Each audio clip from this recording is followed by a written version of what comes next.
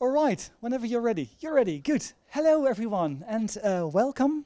My name is Edwin, and in this short, let's say 30 minutes, 45 minutes presentation, I will try to make a case why the research field of robotics meets theater, what kind of links there are in between. Part of it will be a starring role for robot Ravi, and actually part of the story is also what I like to investigate is how this robot is actually hacking my brain. I was thinking I was hacking a robot, but also a bit of the reverse was happening. And hopefully in this 45 minutes I can make a case and you can judge either whether it's bullshit and I should pursue a different research career, or whether it might be an interesting topic that needs further investigation. Because 2 years ago I switched my reasonably well sort of established research position mainly to do with in-pipe inspection robots. So if you're talking about tunnel vision, this is the quintessential bit of engineering, tunnel vision, literally, which is really nice. I work at University of Twente where I have a very good daytime job, but at some point in time I felt an urge to move to the dark side. This dark side, the dark side of the red plush, the red carpet, the red curtains and theater. So in order for you to fully understand that story, I need to take you a little bit back in time. A lot actually, and it's getting further and further. Because back in 1983, somewhere in the northern regions of this country, a little boy had a robot toy and had a dream that at some day this robot toy would really become reality and would really help him to do his chores, to do his homework, to do, well, whatever he wants this robot to do. And he pursued this dream. Well, sorry, this story is absolutely rubbish. It's made up by ChatGPT. If you ask ChatGPT, like, can you come up with TEDx-style quintessential starting story about how a boy can get into technology with robotics? By the way, you can actually tell if you look closely at this bit with this yellow. Blah, blah, blah. Okay, so become photo detectives, please. Everywhere you see this, still that means it's ChatGPT generated from a year ago. Anyway. Probably the real story, what happened, was more like this. I managed to trace back that at some night, probably somewhere in 1984 of the previous century, at this building, which is indeed in the northern part of the Netherlands, this happened. And on the ensuing Sunday morning, we typically went not beachcombing, because there's no beaches in Drachten yet, but we went like flat combing. I'm not sure if that's a word, but I found this one, and somehow that spoke to me. And I guess this might be the story of many people around here, walking here today, that okay, this is magic. Not sure why, but my mother had this fantastic soldering iron, and she allowed me to start working on that. And I think that's has been, at least for me, a big part of the start of it. And I think that's a fantastic way of getting started into electronics. This is what we should stimulate and emphasize on more. This is fantastic. I think this is a real picture obtained through a Make website. This is what you get if you ask ChatGPT to come up with the same thing, which is equally fantastic.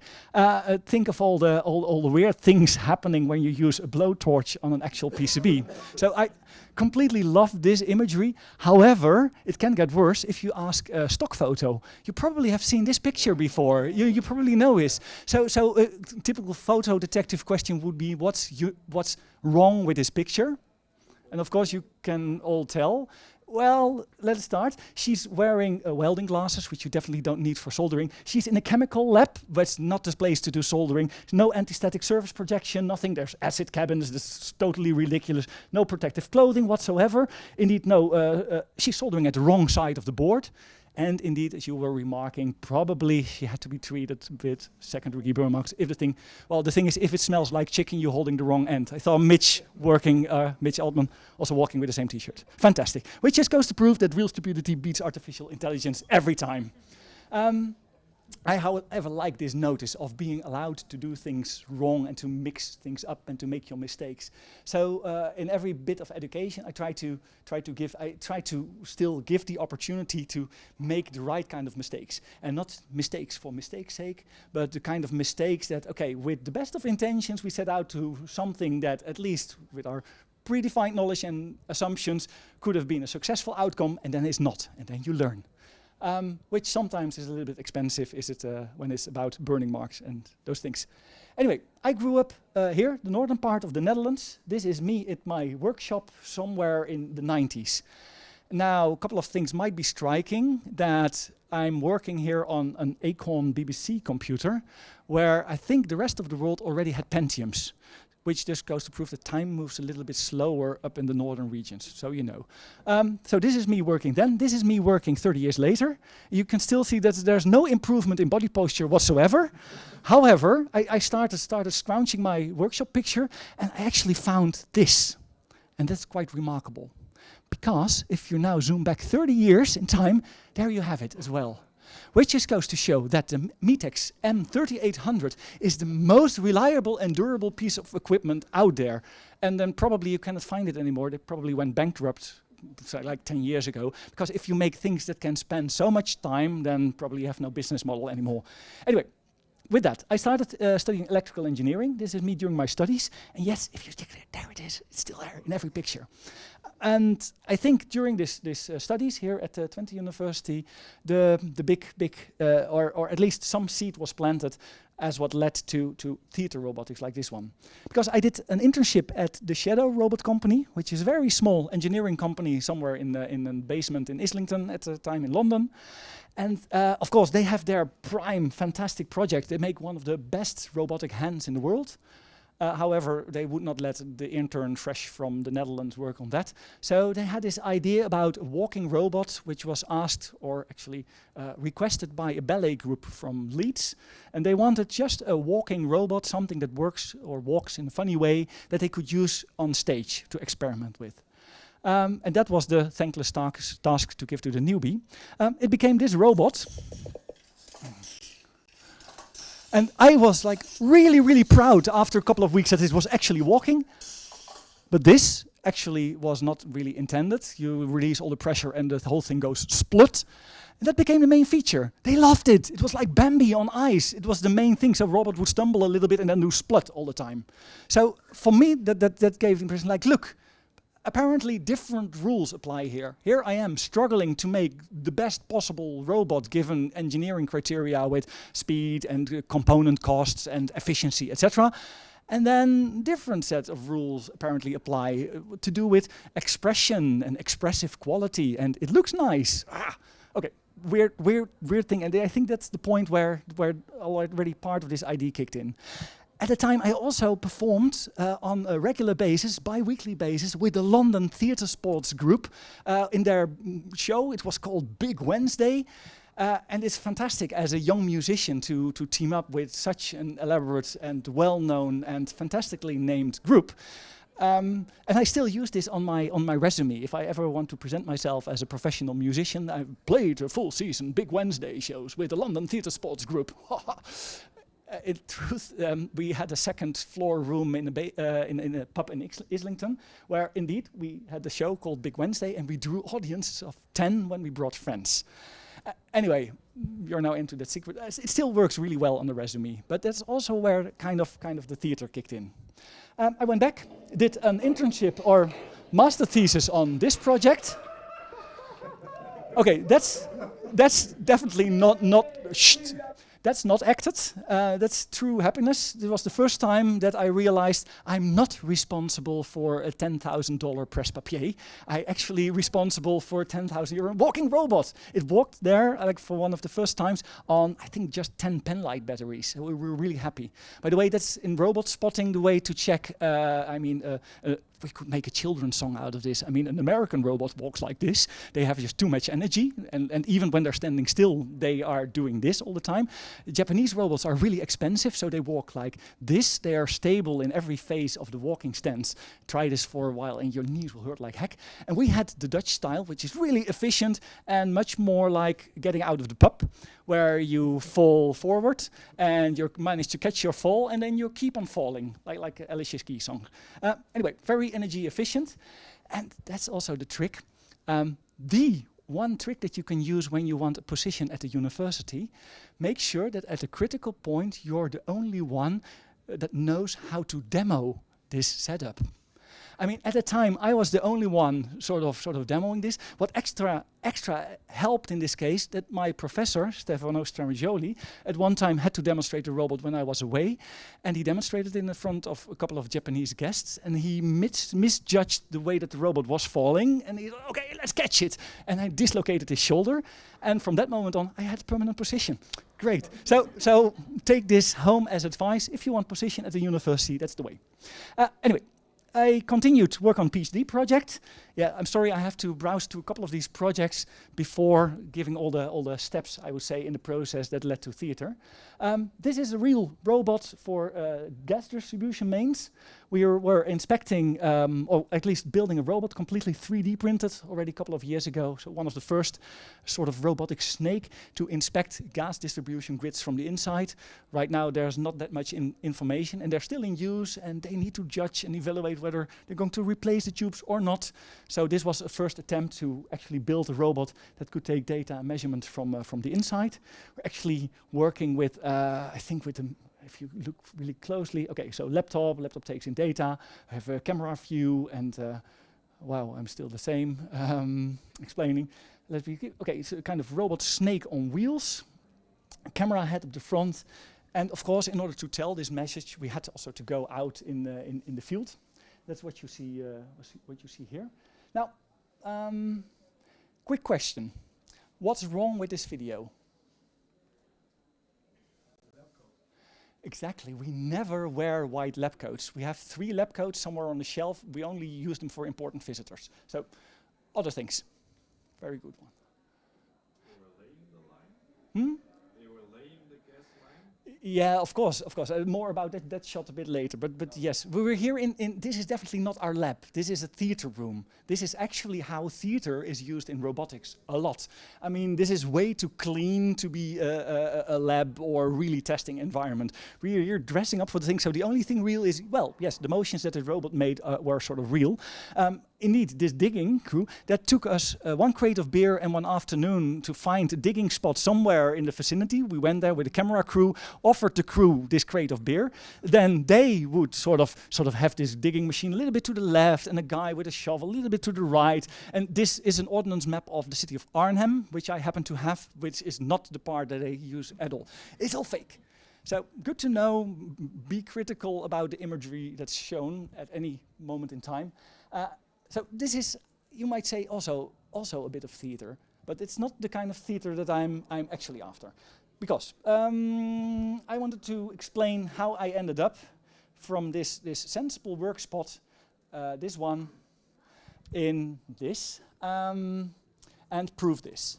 Well, if we get back a little bit in time, actually the actual first reference to the word robot stems from theater. It was the Czech playwright Karl Čapek, who in the 1920s of the previous century actually wrote this play, Rossum's Universal Robots. Robots, robota is the Czech word for drudge or slave labor or forced labor. So in a sense, you might say robots and theater have this joint history, and it's a real one. So robots, but if you look closely, the whole notion that we have of robots and the kind of interplay and interaction that we have with robots all started there. Also, a lot of the robot narratives always follow this path, as in this play, like, okay, robots want to overturn their human creators, or robots want to wipe out humankind at all, or robots want to become human, the kind of Pinocchio story. There are not that many different stories that we have with robots, and they all tend to follow the same narratives. Anyway, I thought, okay, if this is the thing, so robots and theater, they have this history, let's start and turn that into something meaningful. Let's start and turn it into research. The way to do that is take the words that you like and add the word lab. Okay, so I thought, okay, this is going to be it. I'm going to do a robot theater lab. Now, what should a robot theater lab entail? How should you make that take shape, etc.? So I asked some experts around how to format a robot theater lab. And indeed, I have a state-of-the-art facility designed for the development and experimentation of creative technology and performing arts, equipped with cutting-edge robots, software, equipment, etc. Okay. This was not what I started to do. I actually have been working in this direction already a little bit. For instance, I worked on this humanoid robot, which was a humanoid copy of Leonard. You just saw him in view. I think 10 odd years ago, we designed this robot to be a kind of dancing statue in Amsterdam in the city theater. When you would walk into the foyer, then you had all these marble and bronze busts of fantastic theater people.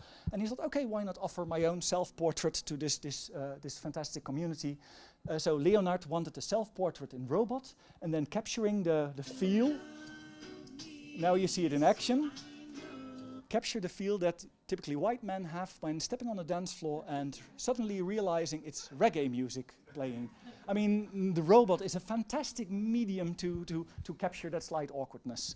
Another quite daring project that I already was involved in was this one, which is, I believe, the ugliest humanoid robot in the world, which was a fantastic daring project by the sisters Raven.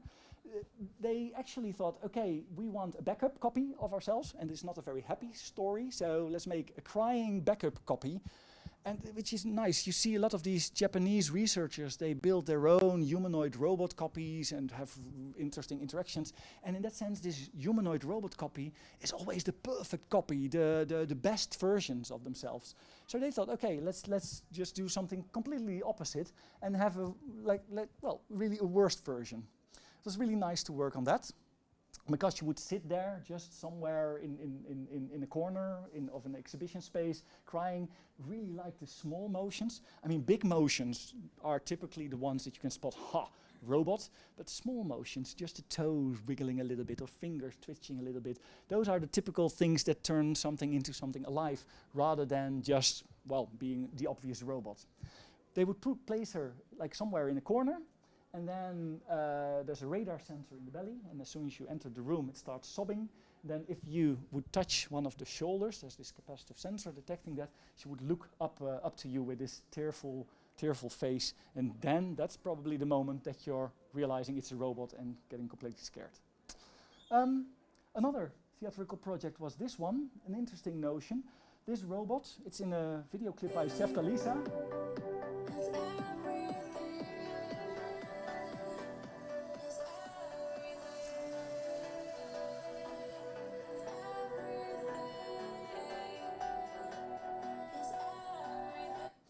Now the fun bit is, this is in a video clip, and typically these artists would use CGI for this. So it's quite daring to, like this was 2 years ago, to actually have an actual robot built and then have it puppeteered on set and run. And I'm quite proud of this one, because it's not a big development studio working on this robot. It was just me doing the engineering and the control with my joystick thingy, and Remy Bakker, model maker, who did all the exterior work. And that's what I totally suck at, exterior work. Just an example of that. This is the robot. This is also the kind of thing that I have to do for a living every now and then. This is in a children's movie, De Bellinga's Huis op Stelten nummer 3. Okay. If you have little children in exactly the age group 10 to 12, you probably have been forced to sit through one of these screenings. Ah, I see somebody nodding. Yes. Sorry. Anyway. Here you see Blind Panic. I had 3 weeks to come up with a robot. So if you're good at spotting these kind of things, I had to quickly resort to a well-known Swedish furniture brand and get any bit of white plastic they had on the shelf. So this is Kugis and it is Sortera. Anyway, so you know. Okay, back to the point. I would argue that theater, in a sense, is a fantastic kind of hybrid reality, because it forces you to make real robots with real sort of, but somewhat fake, staged interactions. So it is more real than you could be in let's say, in software simulation or whatever. It has physicality. However, it's not completely real. Somebody can shout out, "Hey, stop! We have to do this again," or "Okay, cut," or do whatever. So it is a fantastic kind of, you could say it's a simulation environment. It's really, really mixed. With that, let's give some examples. Yes. Oh, yeah. A project that I have to show here is this theater project by Stijn Rupping and Hugo de Haas, already from 5 years ago. where they actually did a performance. I best simply show it. Let's have a. If you see him in action, then you know what it's about.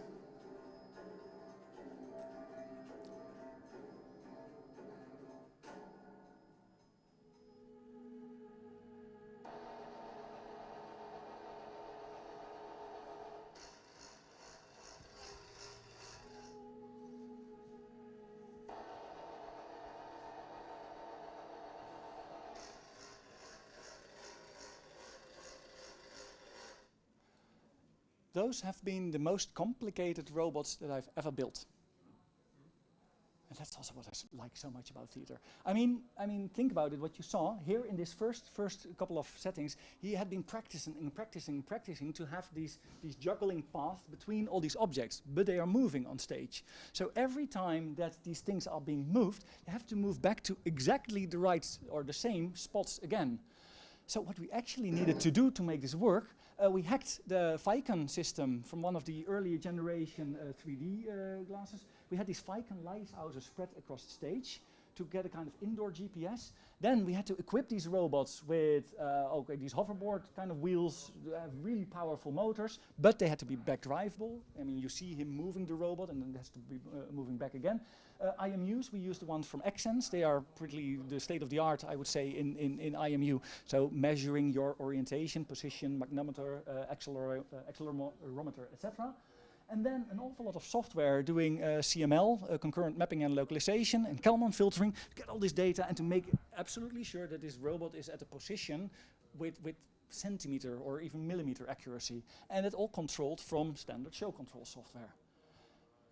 Okay, long story short, in theater you have a lot of fantastic technology typically, but somehow we always hide this from view. There's always spotlights, there's always PA systems, and you have, well, pretty complicated machinery to make magic go and to make your actors fly, and also to make these pretty stupid robots go to exactly the right spot. And it's always invisible. So it also makes a really, really interesting part as testing environment for the tech that we're after. Good. The project, Ravi. Ravi was commissioned by Sonnefunk.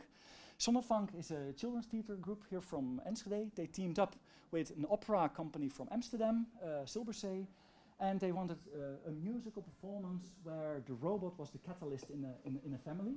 Here you see a short excerpt of it. Let's see.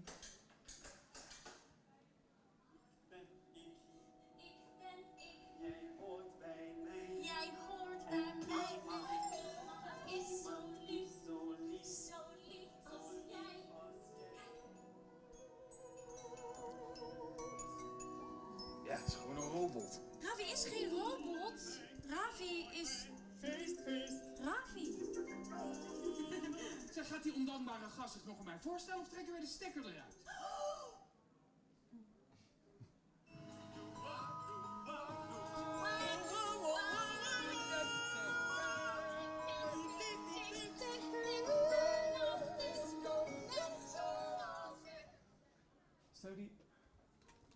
So the idea was to build a robot for display as robotic as possible, with all the things that you would expect with a robot, wheels, arms and whatnot, be very expressive, and more importantly, it had to sing in a realistic kind of way. So the sound quality of the robot had to move from really robotic in the beginning to like full-blown opera singer at the end. And it had to be very robust. I think more than 50 odd performances that we did, which in terms of technology requirements is completely like at the far end and further than I ever went with my small robotic snake 3D printed, and we had to get it right once on video and then we were very happy. I mean, this is a complete different level of tech. So we started by, of course, I'm not a very good designer, so just sticking with what's out there is really fine. So you probably recognize many elements in this robot that are somewhere already in the public consciousness. We also did a lot of theatrical testing. For instance, does this robot actually need a mouth? And of course, when you have a speaker moving around on the stage, then I mean, all the actors, they are amplified, but also part of the sound, just like I am doing now, is just projected by this body of this location into the room. So we needed with this robot exactly something similar, speakers for the sound, but is just a speaker on stage enough to have the idea like, look, that's the source of the sound. We found that having a mouth and then have a camera tracking the opera singer and then having a mouth operating in sync was not a thing. That's always too slow. So that's why we ended up with, well, what you saw, a kind of bar graph, spectrograph, which works in real time on the belly. So we added arms, neck, motors, so it ended up to be really complex, a big audio amplifier, etc. And I thought, well, if we now are able to record all the motion tracks and sequences and just have them played back, then it's going to be okay. Well, we started, this was the set, with practicing. Here you see one of the first practice scenes. Oh yeah, there you see the mouth thingy, works really well. This was during the first set of rehearsals, and this was me trying to control with 8 MIDI faders, the arms, and then I have to zoom different for the driving. Okay, take a joystick for the driving. Now we have the driving, but I ran out of fingers really quickly. And at that point, we still did not know, are we going to schedule and pre-program everything, or do we need live control? So I had to find a solution to at least be able to control this thing in on my own live, but without growing extra arms. So I took inspiration from nature, and one of my most favorite sources of inspiration from nature is this one, because if you take a close look inside this Furby, you have a mechanism which uses just one motor with a series of cams, a series of gears, to control all its motions. We actually had a thesis project at the Twente University some years ago, where a student did an actual analysis of all the motion patterns of Furbies. I love science, it's fantastic.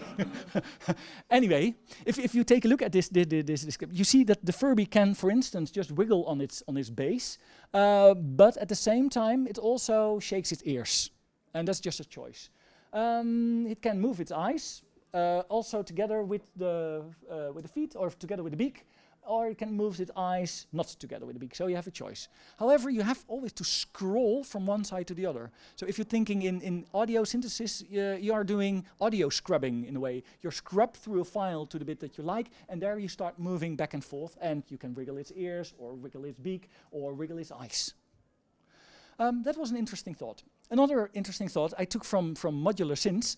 I really like these things, but it's quite hard to figure out how they work. However, what I understood is one of the basics of a modular synth is a signal generator or a voltage-controlled oscillator thingy. What you basically do, you take not just one slider to control 1 degree of freedom or 1 bit of motion, but you take one slider to do an offset, and with the motions you control frequency and amplitude. In practice it would look a little bit like this. If I'm doing my amplitude of this arm, I'm doing this. Okay, bigger amplitude, smaller amplitude. Offset means I'm doing this here, I'm doing this here, or I'm doing this here.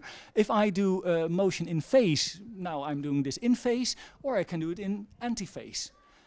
So that bit relieves me as controller of having to do these joysticks all the time. I just dial in the frequency, dial in some phase shift, and the robot does the motion. Of course, it does not work well for all motions, but for the basics that we always do, like breathing and blinking, and we're never standing completely still, this works really well. Another trick from psychology, which is really useful, is this. There is this way of ranking emotional expressions around 2 axes, valence and arousal. Arousal, if it's a heavy emotion, or it's like quite dim, are you quite sleepy or quite agitated, that bit. And valence means negative or positive emotion. Well, if you see a thing like this, at least this crosshair, I'm not intending to start shooting, but I mean this maps really well to just a joystick. Okay, so that bit, mapping valence and arousal, doing the oscillatory control, doing things like motion scrubbing, those ingredients, they had to go into this robot. And then of course I had to find a controller, a device to actually get these inputs into the robot. Fortunately, nature also have had or has seen a huge evolution in this sense. I mean, you can see most of this evolution if you start walking outside here. And apparently, here we are right now. This is apparently the quintessential thing that allows virtual humans and virtual characters to shoot each other to small bits and whatnot. So apparently, this is what we need. I like the bit that, okay, we have 2 joysticks and a set of buttons, and this is probably from 1977 up to 2010. There has been a parallel evolution that also happens on this planet, which is this, which I like so much, 1977, 2013. Look at the differences. Okay, good. Anyway, I started building this thing and put everything in this robot. And this is what I quite like right now. So, sorry for the sound. Without psychological amplification. Right now you have this robot. It can drive around. We have the valence arousal mapping things, so looking angry, or looking a little bit angry, or looking really sad, or okay, normally, or surprised. We can move the arms. We can wriggle the arms, not just like this, but we can. I mean, the motion that the arms make is like going from this position to this position to that position. It's really nice because now I can do differential stuff, that was the anti-phase, or things in phase, which maps 8 degrees of freedom of these arms onto one simple joystick. The same with the driving, the head, and the position of the eyes. Everything is just one joystick going from left to right. We always do this when doing a gaze. First go with the eyes, then your head, and then your body can follow. I mean, quick to slow kind of things. So we have that. Let's see, yeah, okay, and the arms, and okay, it's pretty okay for dancing, for whatever. Point is, at some point, I had to make sure that this design, me setting all of this up in software, was going to be like enough, good enough, and then I, learning to control this robot, had to do the other bit. And I'm really fascinated about that point. I mean, no UX designer where everything is about intuitiveness. Anybody who gives this interface should know how to operate it immediately, instinctively. No UX designer in his right mind would invent a violin. I mean, who in his right mind would invent an interface that contorts the body, twisted your thing in the neck, has a thing that plays like this, and you probably need 10 years to get a decent tone out of it, let alone 20 years to master it. However, if you do and put in those flight hours, is one of the most fantastic expressive interfaces. So I'm not saying that Ravi is, however, at some point I had to decide, okay, tech is good enough, now training has to become, or has to do the rest of the bit. Which is, I think, a very interesting point also for the topic of telerobotics, where you want robots to do things at spaces where you cannot get to, such as these in-pipe inspection robots. Of course, you really want your operator to be able to just start controlling right away. But he or she might be very much better at their job when, I mean, you find this point where it's not so much about intuitiveness anymore, but about performance or perhaps even virtuosity. So, really like that bit. So that's also still in this realm something interesting to investigate. Of course, we did a lot of real-world testing with this robot, and the cool thing is anybody will buy this. I mean, if you're ever feeling lonely, take a robot onto the 8 o'clock train from Enschede to The Hague on a Sunday morning. I mean, I actually bought a train ticket for the robot, and I love the fact that the train conductor would come by and just with a normal, very straight face would take a thing, check the card, and just walk on like nothing happened. I still would like to thank him for that, if ever possible. Okay, I promised a bit of hacking, so I'm curious if I'm alone in going to a Swedish furniture store, seeing this bin, immediately thinking, I've seen it before. I mean, oh, no? Yeah? Okay, anyway. I mean, this is a universal. I mean, I had to do a cleaning robot in exactly the same show as Ravi was featuring. And of course, it's a universal. So there you have it. Cleaning robots do apparently this. They follow tracks and they have this kind of shape. So ta-da! Our cleaning robots. Yeah, I mean, it was actually following this track, and the bit that I loved, we could have it follow the track, so in a sense it was more robotic than Ravi, a more smarter robot in a sense, but I could also simply, by remote control, steer away from the track, like the scene in Wall-E, where the robot is jumping the track. This robot could do this, and inside the robot had to brake at some point. So we had big speakers and a fantastic smoke machine made out of an e-cigarette and a power bank. So in terms of high tech, this one even outruled poor Ravi. This is an approach, by the way, going to the Swedish furniture brand store that saved also serious research projects at some point in time. I mean, we had a project with Dutch police at our university where after many student projects, this was the project that we ended up with on the day before we had to demonstrate it at a big fair where the Dutch police would feature it in their booth. So that evening I did the same thing. I went to this store, and this is what the robot ended up looking like. You might recognize the universal now. Hey, so it's just one trick that I have. I get this big Sortera bin and that's it. And then if you look closely at the head, yes, you can see the same shape. I so love this. I mean, this robot, of course, it was this one. Oh yeah, and they had fantastic ring lights at the time. One last bit. And when doing robots in theater, of course, theater is all about the show that must go on, which is much more pressure than just a mere professor standing next to you and show me your work. This is like real for real. So what we actually did, or what I actually did, I built an identical copy of this robot to have it as understudy. I mean, ballet dancers have understudies, singers have understudies. So this robot actually had an understudy. Every show, one of these robots would stand behind this shelf. And then if something technically would go wrong, one of the actors were instructed to go, oh, he's feeling a little bit ill, or his battery's probably empty, and then move it away quickly and go up with the next one and just swap and pretend like nothing has happened. When I showed this to the director, he did the wrong thing. He said, oh, we should totally have this, more robots moving in sync, fantastic. So fortunately, we decided not to, and it stayed, this was for the next time. I mean, you always want to go beyond that. So that's also an important thing. Theater is always demo time. Another thing that I tried actually to do with theater and robots led to this, our human-robot interaction improvisation theater simulation engine, or HRIITSE, RITSE. Now, well, it's still not a very good acronym. The thinking went like this. We were again approached by the Dutch police, and this is an actual project they actually did in Assen. So that might be the reason. Anyway, Pepper Robot is being used or programmed here and tested here as front desk employee.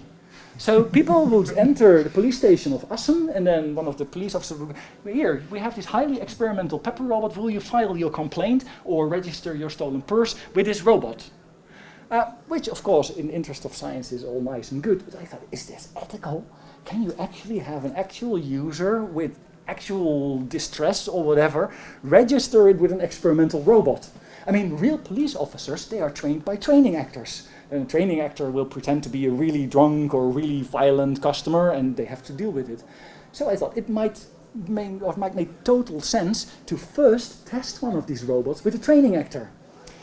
Problem is, you still need to program a robot and have the robot. Robots are expensive. Building robots is hugely expensive. Programming robots takes years. So, if we have an actor pretending to be the user, can we also have an actor pretending to be the robot? You might guess with me, there's a little bit thin ice here. So we have an actor pretending to be robot, testing play with an actor pretending to be a user. And the cool thing is, this really works. I mean, we turned this, thanks to COVID, we started videographing this and turned this in an actual simulation protocol and simulation engine where, oh well, here we have one of the versions. Let's have it, if you like. The sound... Are you coming now? Can you hear? Why? Because I say so. Come on. Oh, No, you yeah. get to decide for me. Ow! Come on. Let's go home now. No, I don't want to go home. Good evening, I am the Boa Bot. I'm here to de-escalate hostile situations. Me, don't. Ma'am, are you in distress? Yes. No, she's not. Yes. Yes. No, she. Please Yeah, you answer heard the me. following questions. Are you scared? Yes. I'm going to be in between you and the person you're with. No, or you're not. Fighting with. No, you're not. Well, Get I out of- am. And do not touch me. Yeah, you tell him. Do not touch me. Don't think that you can overrule me as if I am your No, I'm wife. not thinking You that. can. And you don't interrupt me when I'm trying to make peace with your husband. I am sick of these people who always try to de-escalate it themselves. I'm sick of it. I am programmed to de-escalate. So go home right now in peace. Right now. We will. We will. Bye. Bye. Situation de-escalated. All right, so the cool bit is this is completely improvisation theater. The only starting point for the actors was there has to be a change of status or a change of role, and the idea or the concept is indeed de-escalating a row that's taking place. And now the cool thing is, or at least that's my sales pitch, I'm not sure if it works well with you guys, because selling this at the university is quite hard, but I'm trying to do it like such. It's about humor, and humor is not about triviality, but humor is about a clash of concepts or conflict or something wrong. That means that you have to start really paying attention as a designer when people laugh. Which, I mean, works very good, sounds really good. Humor as signifier. We actually published that and it got accepted, so yeah, it's proper science now, so you know. Yeah. Okay, so it can be a simulation environment for expression. However, I also found one slight tricky bit with theater. This was a project I did at Gogbot 10 years ago. It was, I think, my most successful autonomous robot ever. It was a house. I really like this concept of a house on chicken legs, Baba Yaga style. So this was a house, and it was sort of shoveling along. And every time when it would hit a curb, then somebody from one of the terraces would just step up and give it a push. And by this amazing feat of social engineering, this robot was capable of taking one turn on the Enschede Old Market, which no other robot that I've ever built could have managed. So, considering that bit, I thought this might be interesting to pursue this role. So I actually managed to acquire a bit of funding to have a theater production around this living house idea. Here you see a version of this house. Now we framed it as a research project where two researchers show their concept of a new mobile tiny house, completely climate adaptive. So we have solar panels and there's a windmill on the roof, and of course a story will involve that they managed to find out that it might not work as such. The cool thing is we tried to have this robot out on a festival like Gogbot last 2 weeks ago. And it's an instant hit with children. Like Ravi, the robot, as soon as you lead it, children will recognize it, see the big eyes, stop the robot stops, say robot go up, oh, robot will go up, oh, let's make some space, robot come here, follow me. Children will jump into this interaction immediately. So immediately the robot becomes a character. Immediately becomes something with agency. The robot has its agenda, child has an agenda, and the robot can follow and has its own drive, its own means, and will do things on its own accord. Now in this theater play, I tried to have this robot as honest AI as possible. I mean, an AI learning model, deep learning, neural network, whatever. You stuff data in, data will come out. Sometimes not so predictable, sometimes really predictable. But just honest AI. And now the thing is, it did not work. Actually, I could say this theater play was a kind of a failure. Which got me into the notion that actually theater, and that's where theater and robots also started, always require robots to have this notion of self, this notion, you might even call it a soul. Oh. Yeah, good. So that means we have to split quickly. So, a summary. Theater, birthplace of robots, fosters invisible high-tech, hybrid reality world, high performance, real-time operation, and other fantastic things. So, lot to consider. So fortunately, we are able and managed to secure some funding to have this project at the university for the coming 4 years, investigating all of this. We're going to continue with this robot, continue with the house, check it out, see where the difference is between Wizard of Oz testing in research and real-time operation, puppeteering, and those kind of things. And I'm still curious about finding out whether we can have like real honest robots on stage without resorting to what we actually expect from them, always to have this own drive, this own soul. So, with that, I would like to thank you for your attention. We have a little bit of room for questions. Thank you.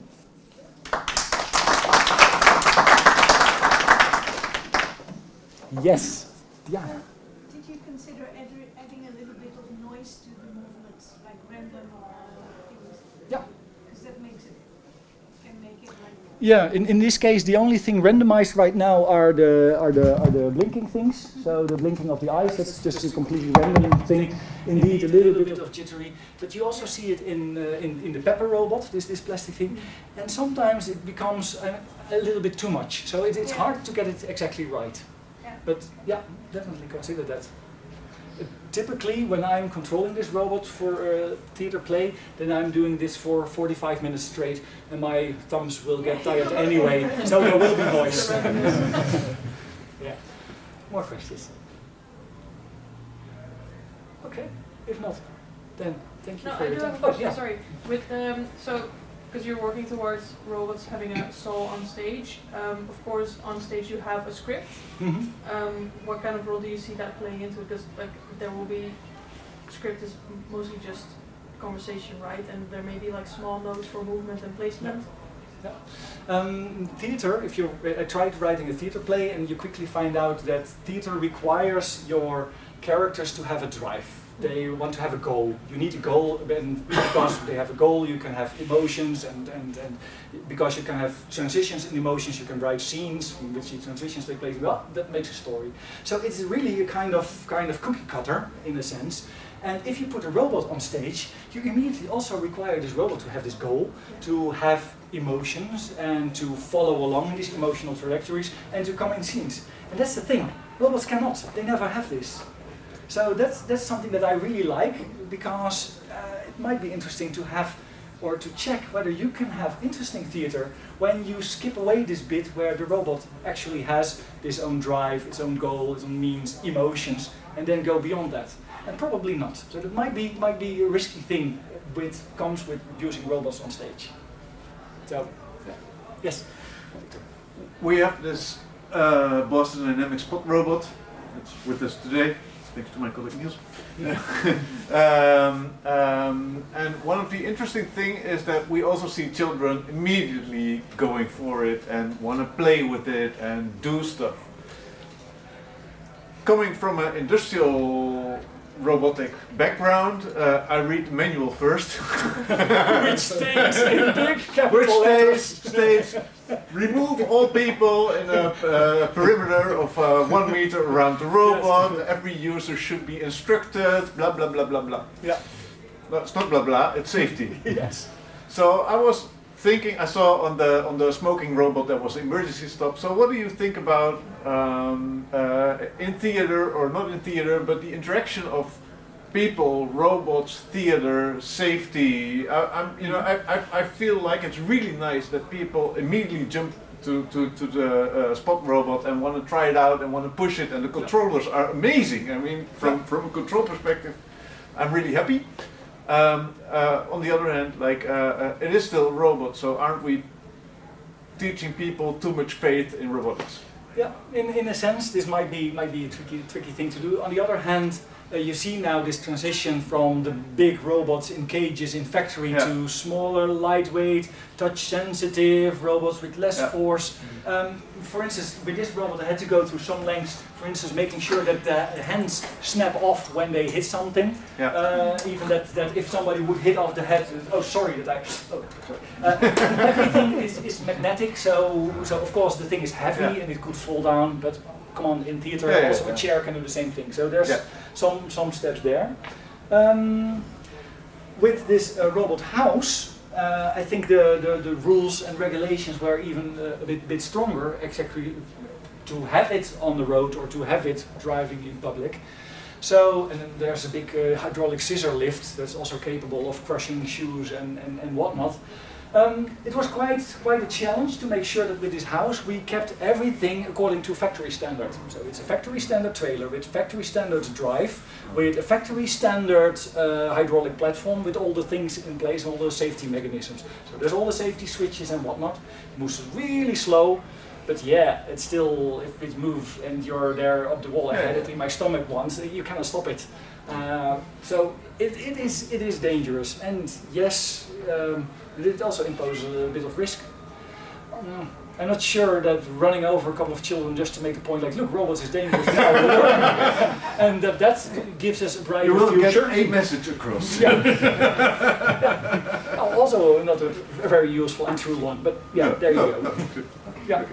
Yeah. But Thank indeed, you. tricky problem and well noted. Yes, more. Okay, thank you. Thank you.